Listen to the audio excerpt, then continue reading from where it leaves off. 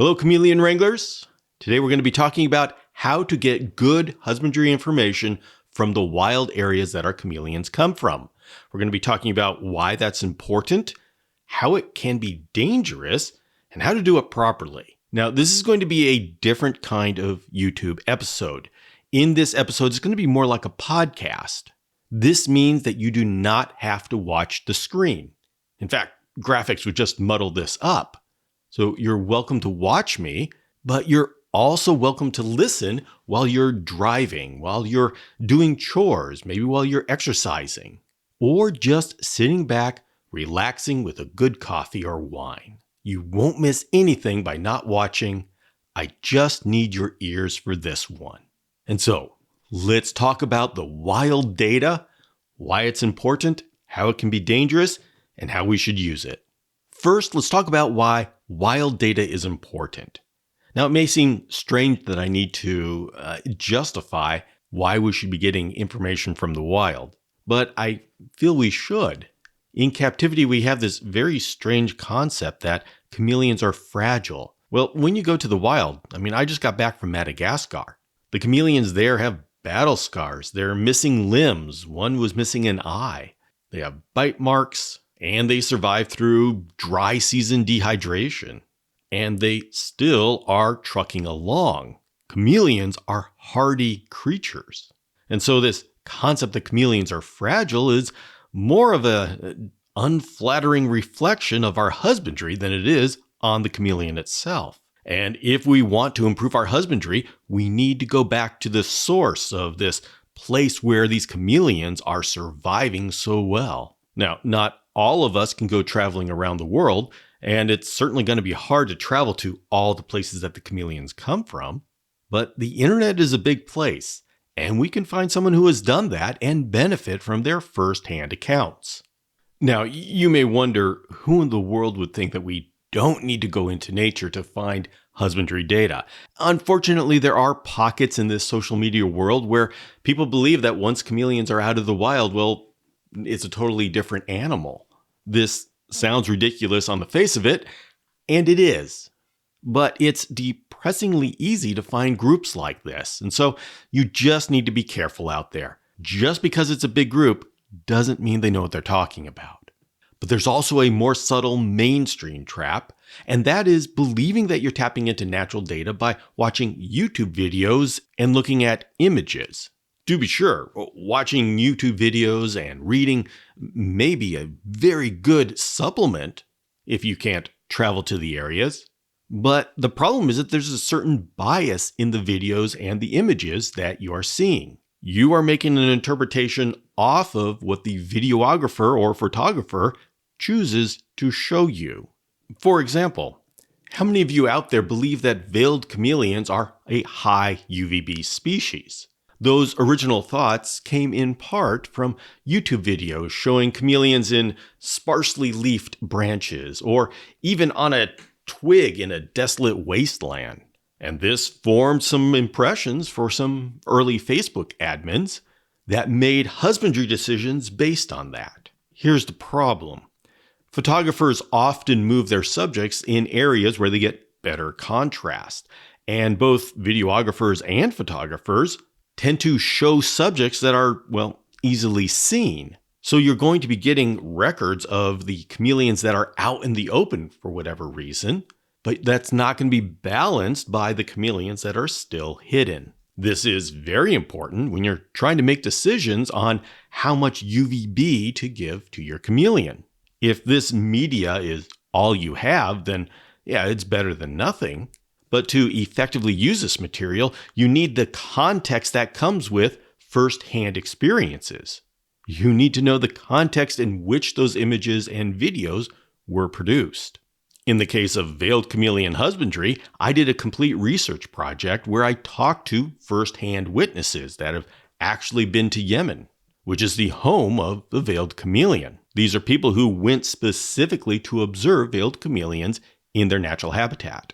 And in these first-hand eyewitness accounts, a completely different picture was painted.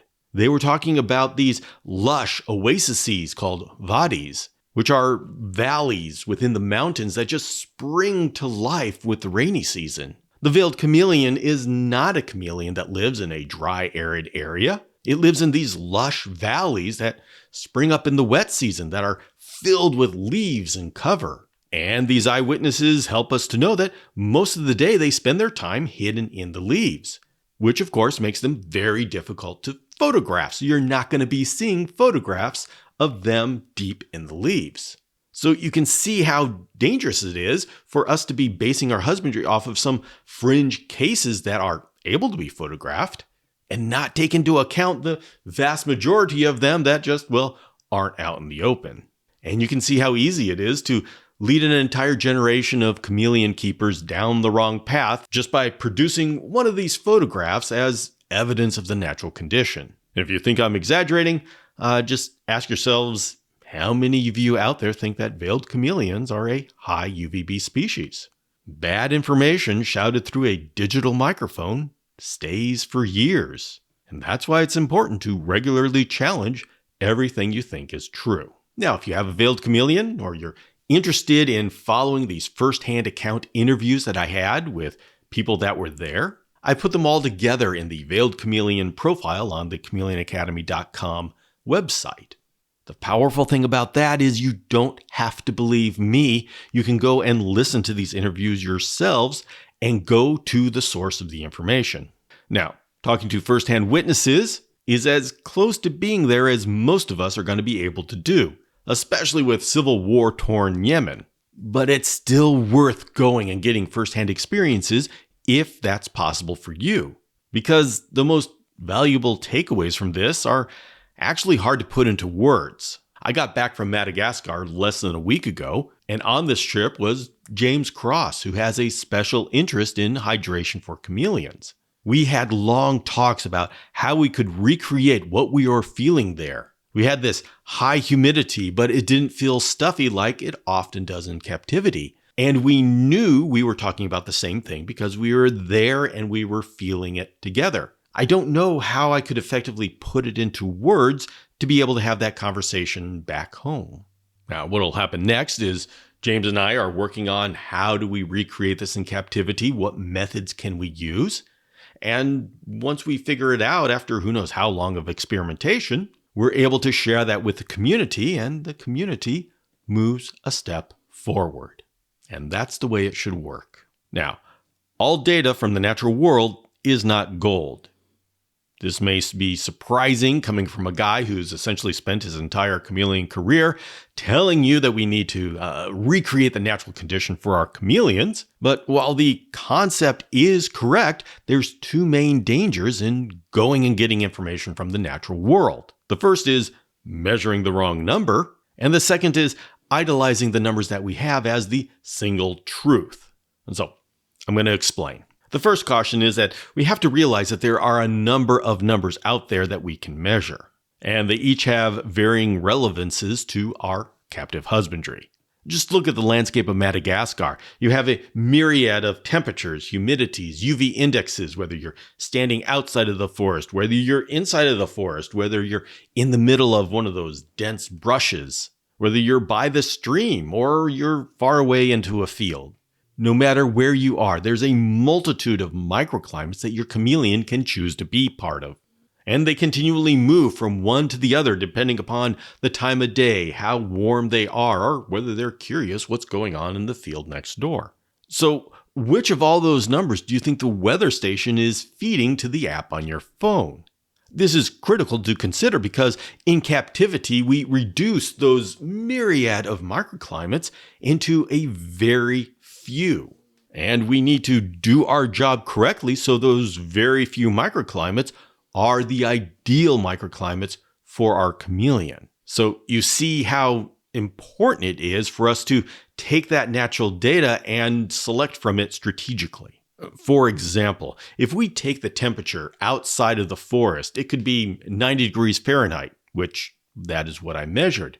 But if you go inside of the forest, the dense forest, you can get temperatures down to the 70s.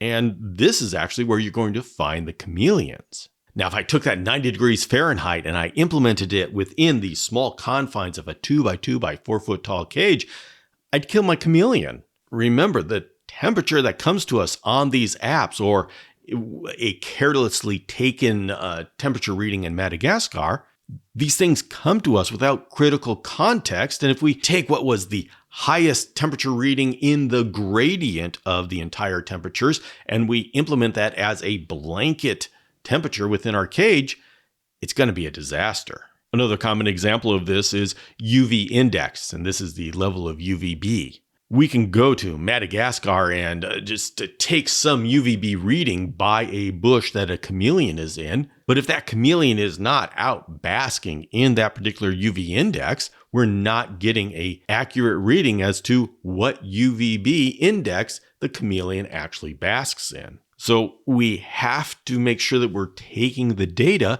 when the chameleon is actually using that data. And just go back anytime you hear somebody talking about taking data in Madagascar, where did they take that data and how close to a chameleon exhibiting natural behaviors was it?